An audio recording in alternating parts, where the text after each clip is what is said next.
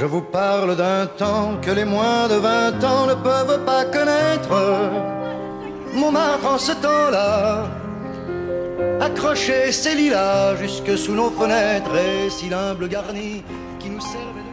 C'est un incroyable projet qu'ont réussi à réaliser plusieurs anciens élèves de l'école Jean Carrette à Rieux dans le sud de l'Oise. Le 13 mai 2017, un rendez-vous exceptionnel a eu lieu dans la cour de l'établissement. Des dizaines de camarades se sont retrouvés plus de 30 ans après avoir quitté les bancs de l'école. Tout est parti d'une simple idée lancée sur les réseaux sociaux qui a fait boule de neige jusqu'à aboutir à une organisation hors du commun. J'ai eu le soutien de deux amis, Cathy Garcia et Virginie Taès, qui sont venus m'épauler parce que c'est pas simple à faire. Déjà réunir tout le monde qui est dans toute la France. En fait, on a des gens qui viennent de Marseille, on a d'autres qui viennent carrément d'Allemagne. Donc le temps de réunir tout le monde, il a fallu quand même plus de 6 mois. Ça a été beaucoup plus dur pour les professeurs parce que la génération fait que Facebook est plus avantageux pour nous, on va dire les personnes de 30 ans. On sait manipuler. Par contre, pour les instituteurs, c'était beaucoup plus complexe.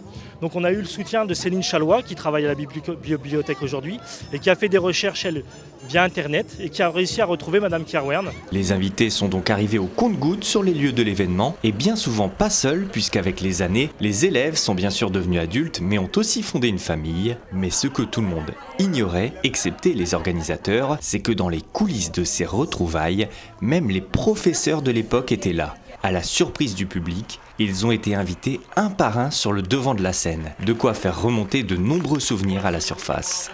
Les élèves ont gardé un très très bon souvenir de nous, mais nous aussi. Je crois que ça a été très, très motivant à l'école de Rieux parce qu'on était une très très bonne équipe pédagogique. On avait beaucoup de complicité aussi avec les parents d'élèves et la mairie. Et on a fait des choses exceptionnelles qui étaient bien innovantes avant l'heure.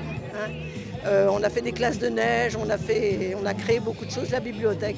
Pour qu'aujourd'hui, mes collègues qui viennent d'Alsace, de Dordogne, moi-même de Maine-et-Loire et que nous nous retrouvions tous ici, ça veut dire aussi, c'est une expression comme quoi on a des très bons souvenirs l'un et l'autre de part et d'autre.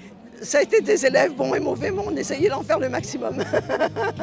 La réunion Rieux 30 ans après a nécessité l'investissement des anciens élèves organisateurs, mais a aussi pu bénéficier de l'appui de la maire de la commune. L'élu, qui a permis à la manifestation de voir le jour, voyait l'événement non seulement comme un regroupement convivial, mais plus encore comme un hommage au système scolaire républicain.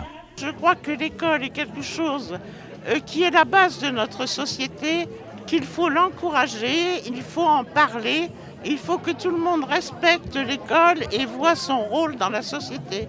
Et j'ai voulu aider tous ces jeunes que je connais, et les enseignants, pour justement valoriser la fidélité et la reconnaissance aux enseignants et aussi que les enfants sachent qu'ils ont la chance d'aller à l'école, que ça fait partie de la République et qu'on l'apprécie de plus en plus. On ne méprise pas l'école, mais il faut encore la valoriser davantage. Et l'aventure ne s'arrête pas là pour ceux qui ont initié ces retrouvailles. Alors que ce rendez-vous était une première à Rieux, les aînés des anciens élèves veulent pérenniser le concept et passer le flambeau aux camarades issus des classes après 1986. Pour ce faire, une association verra bientôt le jour, une belle histoire, en somme, de transmission entre générations.